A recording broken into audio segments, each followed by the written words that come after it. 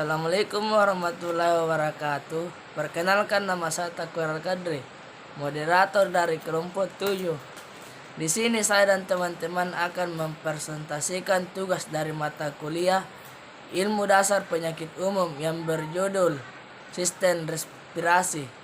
Sebelum masuk ke pembahasan, saya terlebih dahulu akan memperkenalkan teman-teman saya. Yang pertama, Takwir Al-Kadri. Yang kedua, Nur Insani. Yang ketiga, Sulpina Nur Larsati. Kita akan masuk ke pembahasan pertama yang akan dibawakan oleh Nur Insani. Asma, gambaran anatomi dan fisiologi. Anatomi disebabkan oleh inflamasi jalan nafas.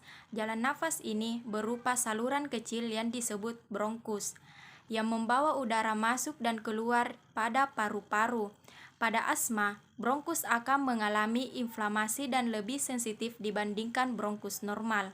Patofisiologi. Sejumlah sel utama teridentifikasi pada inflamasi jalan nafas, termasuk sel Mats, eosinofil, sel epitel, makrofag, dan limfosit teraktivitas. Tanda dan gejala. Gejala asma dapat bervariasi dari ringan hingga berat. Gejalanya meliputi sesak nafas, rasa kencang pada dada seperti ada tali yang mengikat mengelilingi dada, mengi yang membuat suara menyerupai bunyi peliut ketika pasien bernafas, batuk terutama pada malam hari dan serangan pada pagi hari, yang dicetuskan oleh aktivitas fisik, pajanan terhadap alergen, dan pencetus lainnya. Tata laksana.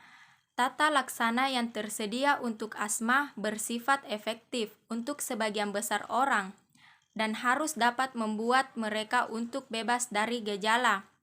Tata laksana meliputi pemantauan tanda-tanda vital secara terus-menerus sehingga pasien stabil dan memberikan oksigen serta obat yang sama.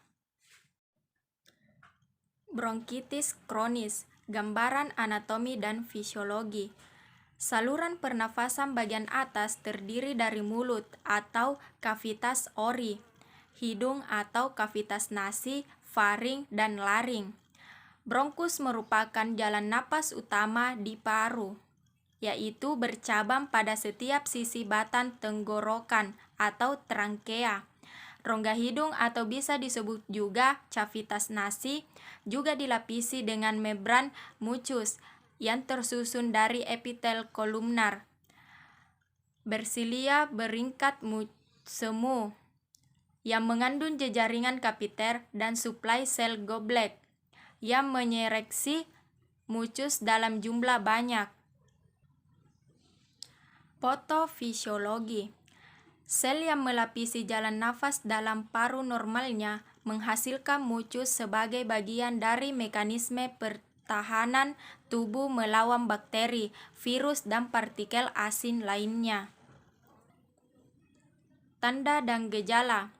Batuk dan produksi sputum merupakan gejala yang paling sering. Gejala ini biasanya berlangsung selama minimal 3 bulan dan terjadi setiap hari.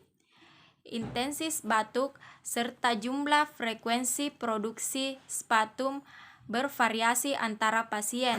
Sputum dapat berwarna jernih, kekuningan, atau kadang bercampur sedikit dengan darah. Tata laksana. Kunci utama pelaksanaan penyakit ini adalah menghambat pencetus yang menyebabkan bronkitis kronis. Merokok menyebabkan bronkitis tristis dan paralisis silia, yaitu rambut kecil dan protektif yang melapisi jalan nafas. Karena silia penting untuk mengeluarkan zat yang mengiritasi dan partikel dari paru-paru, maka kerusakan silia akan menyebabkan tidak mampu untuk mengeluarkan sekresi.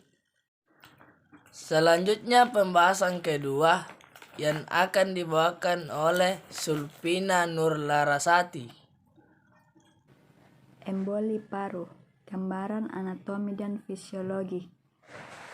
Emboli paru merupakan sumbatan pada arteria pulmonalis, yaitu pembuluh darah yang membawa darah dari jantung ke paru. Penyumbatan ini biasanya berupa bekuan darah, merupakan kondisi yang berpotensi mengancam nyawa karena dapat menghambat darah untuk mencapai paru. Bekuan kecil ini tidak menyebabkan gejala sama sekali, dan bekuan yang berukuran sedang menyebabkan sesak nafas secara tiba-tiba. Jika bekuan cukup besar untuk menghambat sirkulasi paru, kondisi ini dapat menyebabkan kolaps atau bahkan kematian mendadak. Patofisiologi emboli paru merupakan penyumbatan salah satu arteri atau pembuluh darah pada paru. Biasanya disebabkan oleh bekuan darah. Emboli paru disebut masif bukan karena ukuran aktual embolus atau bekuan darah, melainkan karena ukuran efek yang ditimbulkan pada hampir seluruh kasus. Penyebabnya adalah bekuan darah yang awalnya terbentuk di vena dalam. Tanda dan gejala. Gejala emboli paru secara khas memiliki pinset yang tiba-tiba dan meliputi dyspnea atau sesak nafas, tachypnea atau pernafasan cepat, nyeri dada dengan sifat pleuretik atau memburuk saat bernafas, batuk dan hemoptysis atau batuk darah. Tata laksananya itu antikoagulan seringkali disebut dengan pengecer darah. Namun, antikoagulan sebenarnya tidak mengencerkan darah. Antikoagulan mengganggu zat kimia tertentu di dalam darah untuk menghentikan pembentukan bekuan secara cepat. Antikoagulan juga tidak melarutkan bekuan. Tata laksana antikoagulan biasanya dimulai dengan segera untuk mencegah perburukan bekuan.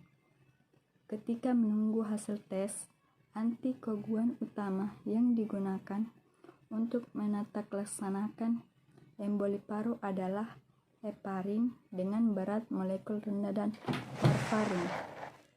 Paru obstruktif kronis. Gambaran anatomi dan fisiologi. Penyakit paru obstruktif kronis atau PPOK adalah nama sekumpulan penyakit paru yang meliputi bronkitis kronis, emfisema, dan penyakit jalan nafas obstruktif kronis. Patofisiologinya itu PPOK memiliki ciri obstruktif progresif yang lambat pada jalan nafas. PPOK merupakan kondisi di mana jalan napas mengalami inflamasi dan kantong udara dalam paru rusak. Kondisi ini juga menyebabkan jalan napas sempit yang membuatnya sulit untuk bernapas, menghirup dan menghembuskan udara. Penyebabnya itu merokok merupakan penyebab utama PPOK. Minimal 4 dari 5 orang mengalami penyakit ini adalah perokok atau pernah merokok. Dinding terinflamasi dan rusak secara permanen akibat merokok. Tanda dan gejalanya itu, gejala PPOK biasanya berkembang selama beberapa tahun, sehingga orang tersebut tidak menyadari bahwa mereka ini memiliki kondisi PPOK. Pasien dapat mengalami pertama itu peningkatan sesak nafas ketika melakukan aktivitas fisik atau berolahraga atau bergerak. Kedua itu batuk persisten dengan dahak yang tidak pernah berhenti. Ketiga, infeksi dada yang sering, terutama pada musim dingin dan mengi. Adapun tanda-tanda lain PPOK itu penurunan berat badan, lelah dan letih, dan pembekakan pergelangan kaki.